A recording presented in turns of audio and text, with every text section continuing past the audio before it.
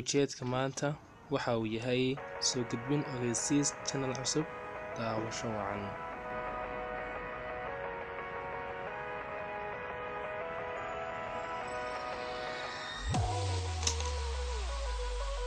bismillaahi raxmaani raxiim. assalaamu calaykum waraxmatullaahi wabarakaatuh.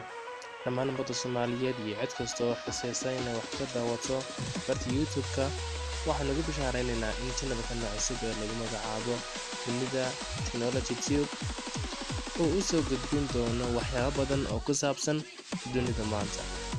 baryahan dambe waxaa soo tarayay in ay isbedelaan waxyaabo badan laguna tallaabsaday horumar weyn dhinac kasta. haddaba YouTube-kan cusubi waxa uu idiin soo gudbin doonaa wax kasta oo ku saabsan dunida casriga ah, gaar ahaan tiknoolajiyada. laakiinse waxaan idinka codsanaynaa inaad nagu dhiirigelisaan like, share and comment.